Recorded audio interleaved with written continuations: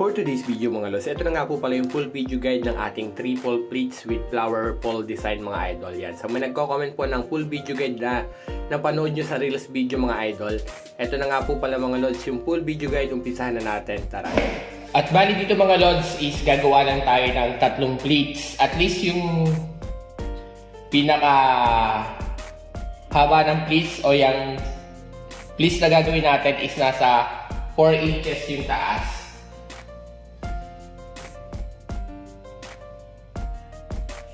Ganito kalapad mga lods yung gagawin nating pleats. Tatlo lang siya, bali partner. Para makuha nyo yung sukat nito, ipapatok mo lang siyang ganyan. Yan. Yan. Para makuha nyo yung pinakasukat ng naunang pleats, ipapatok nyo lang. Tapos maglalagay na ulit kayo ng pin. Dahil na-request lang sa atin to, may mga video tutorial na ako nito. Pero ito nga rin yung isang way ng paggawa ng pinaka flower design mga idol. Tapos sobrang dali lang yung gawin.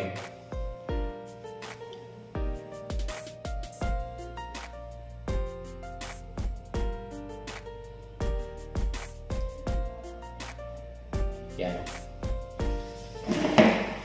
Sa ganito ang design mga lods, mapapansin nyo, ito yung tatlo nating pleats.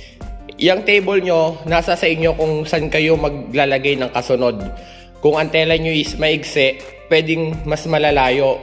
Or kung ang tela nyo naman is mas mahaba, pwedeng mag-space lang kayo ng mga 12 inches.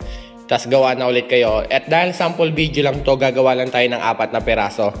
Isa, tapos dito banda, doon hanggang sa kabilang dulo. Para makita nyo lang yung simpleng design natin ng additional na or isa pang klaseng paggagawa ng flower design mga idol.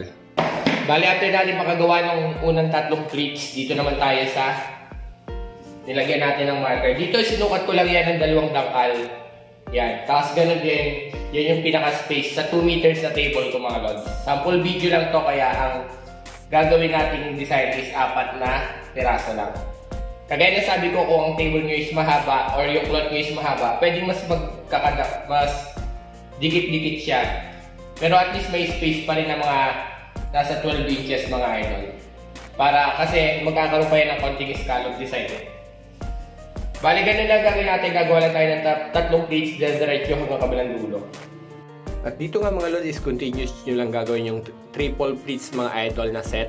At least nasa 4 inches po bawat pleats ang gagawin yung mga idol yan. Kagaya na sabi ko mga idol, depende po sa haba ng cloth nyo yung gusto nyo yung space. Pwede po siya na mas malapit, pwede naman po siyang mas malayo kung maiksi po yung tablecloth nyo.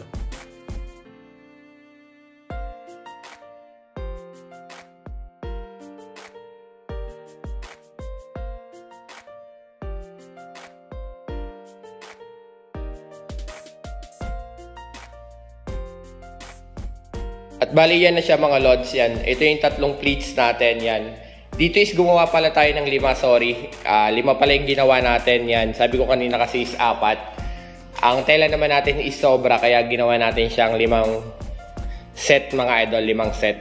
Next natin gagawin na natin siyang flower pole design mga idol. Yan. Dito mga lods, tatlo yan. Kukunin nyo yung isa sa gitna. Nakatupi yan yung tela natin, nakafold yan sa gitna. Kukunin nyo lang yung isang piraso, iiwanan nyo yung isa. Tapos sa tapat, yan. Ito, ipopoldan natin siya ng ganito, maliliit lang. Yan. Punin nyo lang sa kamay nyo na ganito mga idol. Tapos pupunta lang kayo sa pinaka pleats na to. Ito yung ibabaw na pleats, yan. Dikit nyo lang. Then lalagyan natin ng pin. Tusukin nyo lang siya lagpasan. After yun natusok lagpasan yan, iikot nyo siya sa ilalim para malak dito. Yan, dito nyo siya palalabasin. Yan, nakalak na yan mga lods. Second step natin, eto.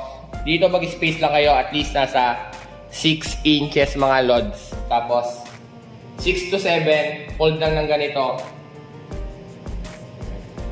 Pupuntahan nyo naman yung pleats na to, yung isa pa. Kasi tatlo to, pupuntahan nyo lang yan.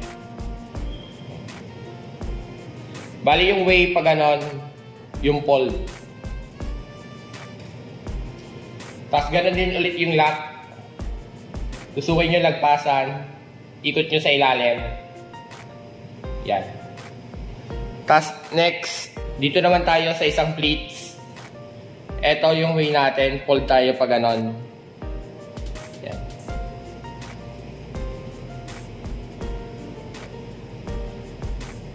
Tapos kukunin lang natin yung isa.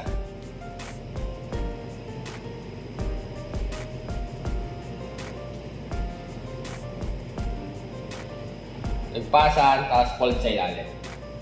Yes. Yes.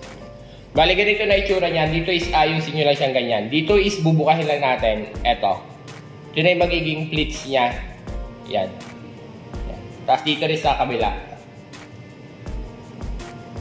Bubukahin lang natin yan. Diretso lang yung pinaka pleats. Magiging shape na bulaklak na yung mga idol. Dito is bibilugin nyo lang.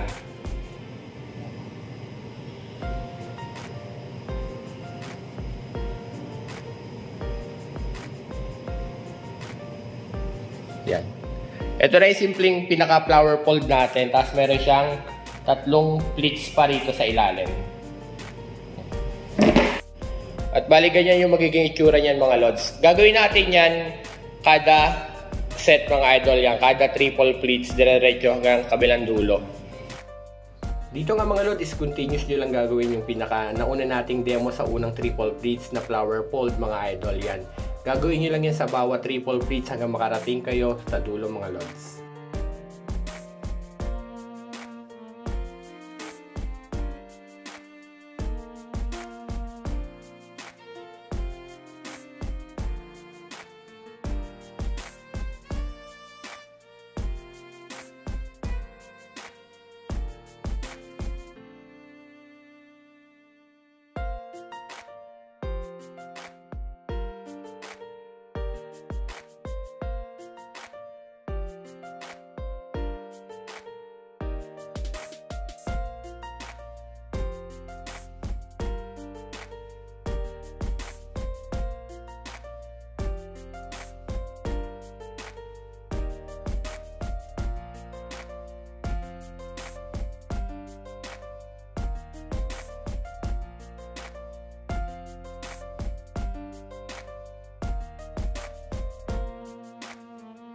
Bali, ito na siya mga lods, yung ating simpleng triple pleats na merong flower fold design sa ibabaw yan. Kagaya ng sabi ko mga lods, simpleng design lang to kung nagmamadali kayo. Ito lang din yung isa sa mga pinakasimpleng design na pwede nyong gawin. Tapos, kagandahan nito, isang tela lang yung magagamit nyo rito.